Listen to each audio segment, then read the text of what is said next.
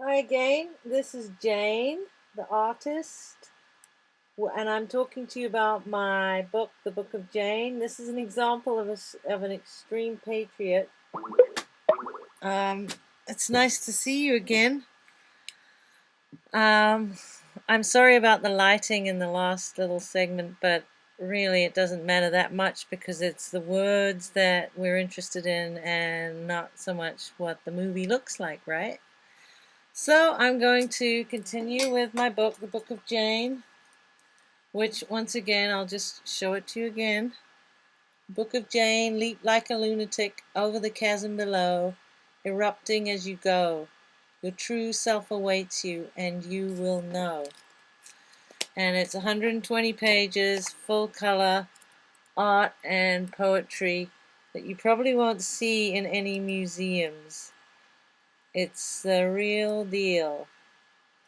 So I hope this intrigues you enough to go to my website and take a sneak peek at my art and hopefully order the book. Now, when we left off last time, I was talking about what we need to do in order to change the world, and I had talked about teaching ourselves compassion and respect and love and understanding by allowing ourselves to feel what others feel when they're in pain and they are suffering. But more than that too, we have to hold on to our wild side and our child self and never let it go. We've got to keep the sparkle in our eyes alive and keep our playful wild part. It's the endearing part of the soul that gives us energy and keeps us healthy and just makes life so much interesting. You've seen these people walking around that look like the living dead. Well, they are the living dead because they've had their life force sucked out of them. And this playful, wild part of oneself is the endearing part of the soul. It's the spirit of life. It gives us the strength to move forward with purpose no matter the foreboding forecast and seemingly insurmountable odds of doing nothing less than changing the world for the better. And I'm going to also tell you today about a very interesting woman that you may have never heard of before, but her name was Pauline Davis. Pauline Wright Davis.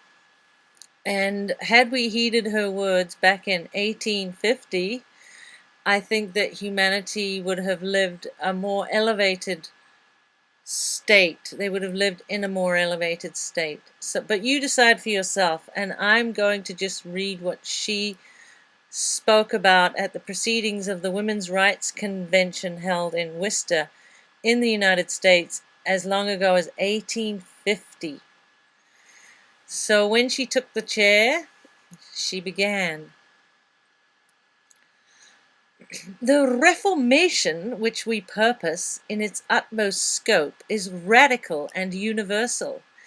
It is not the mere perfecting of a progress already in motion, a detail of some established plan, but it is an epochal movement, the emancipation of a class, the redemption of half the world, women, and a conforming reorganization of all social, political, and industrial interests and institutions.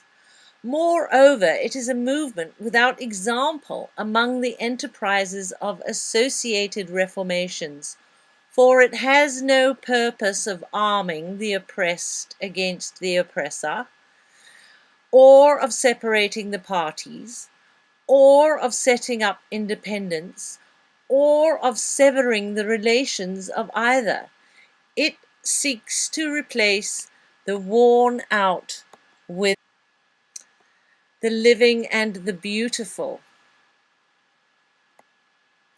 so as to reconstruct without overturning and to regenerate without destroying. Human societies have been long working and fighting their way up from what we scornfully call barbarism into what we boastfully call modern civilization, but as yet the advancement has been chiefly in ordering and methodizing the lower instincts of our nature and organizing society under their impulses. The institutions among men are not yet modeled after the highest laws of our nature.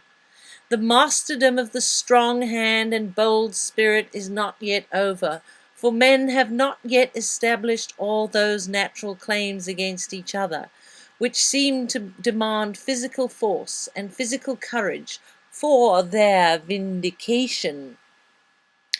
But the age of war is drawing towards a close, and that of peace, whose methods and end alike are harmony, is dawning, and the uprising of womanhood is its prophecy and foreshadow.